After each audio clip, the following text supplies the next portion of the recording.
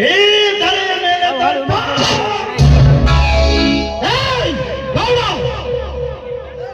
ನಿನಗೆ ಗಂಡಸ್ತನವಿದ್ದರೆ ನುಚ್ಚು ಮಜ್ಜಿಗೆಯನ್ನು ಉಂಟು ಜೋಳದ ರೊಟ್ಟಿಯನ್ನು ತಿಂದು ಗಟ್ಟಿ ಮುಟ್ಟಿಯಾದ ಈ ಶಂಕರನ ಗಂಡನೆಯ ಗಂಡಿನ ಮುಂದೆ ತೋರಿಸು ನಿನ್ನ ಗಂಡಸ್ತನವನ್ನು.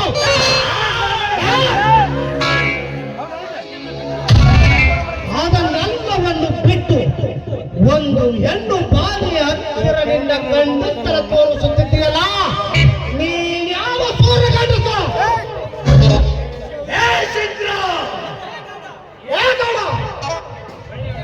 ಒಳ್ಳೆಯವನಾದರೆ ಶಂಕರನಾಗುತ್ತೇನೆ, ಕೆಟ್ಟವನಾದರೆ ಶಿವನಾಗುತ್ತೇನೆ. ಹಾಗೇನಾದರೂ ನನ್ನೊಡನೆ ಸಹಿತನವನ್ನು ಸಾಧಿಸಿ ಸವಾಲಾಗಿ ಸಂಸಾರದಂತೆ ನನ್ನೆಲ್ಲರಿಗೆ ನಿಂತರೆ ನಿನ್ನ ಶಿರವನ್ನ ಕಡಿದು ನಿನ್ನ ರಕ್ತ ಕುಡಿಯುವ ಶಿವ ಶಿವ ಶಿವರಾಗುತ್ತಾನೆ. ರಕ್ತ ಕುಡಿಯುವ ಶಿವಶಂಕರ.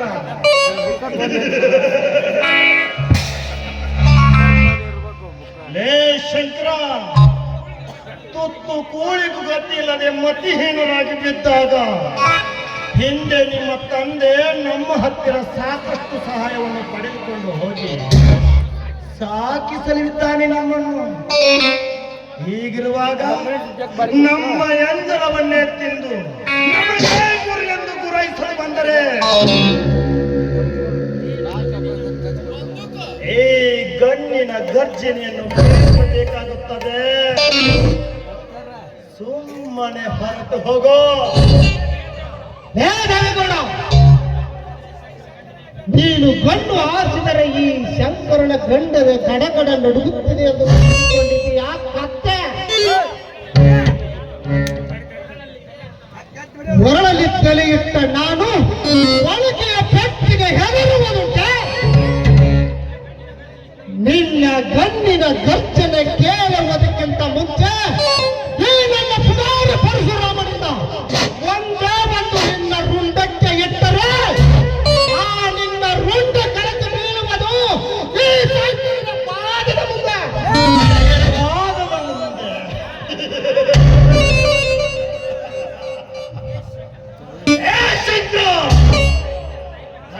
ಸ್ಥೈರ್ಯಗಳನ್ನೇ ತುಂಬಿಕೊಂಡು ಈ ಗೌಡ ದರ್ಪಣದಲ್ಲಿರುವ ಈ ಗೌಡನಿಗೆ ರುಂಡವನ್ನು ಚೆಂಡಾಡುತ್ತಿರೆಂದು ಹೊಗಳಿ ಸಂಬಂಧವಿಲ್ಲದ ವಿಷಯದಲ್ಲಿ ತಲೆಯನ್ನು ಹಾಕಿ ಈ ದುಡ್ಡಿನ ದೊರೆಯನ್ನು ಈ ಬಾಲೆಯ ಮುಂದೆ ಅವಮಾನ ಮಾಡಿದೆಯಲ್ಲ, ಇದರ ಪರಿಣಾಮ ಏನಾಗುತ್ತದೆ ಎಂದು ಕಾಯ್ದು ನೋಡು. ಲೇ ಶಂಕರ, ಕೆಟ್ಟವನಾದ್ರೂ ಒಳ್ಳೇದು ಬಯಸಬೇಕಾಗುತ್ತೆ. ನಂಬೇಡ, ಈ ಊಸುರುವನ್ನು ನಂಬೇಡ. ಮಾನಗೇಡಿ ಹರಿಯದ ಮುಳ್ಳು,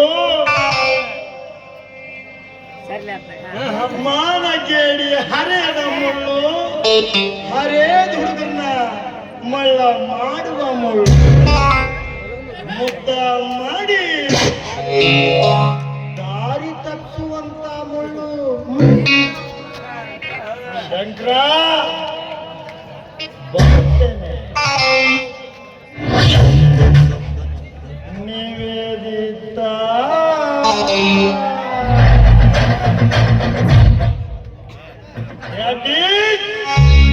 ಲಜ್ಜೆ ಲಜ್ಜೆಗೆಟ್ಟ ಗೌಡ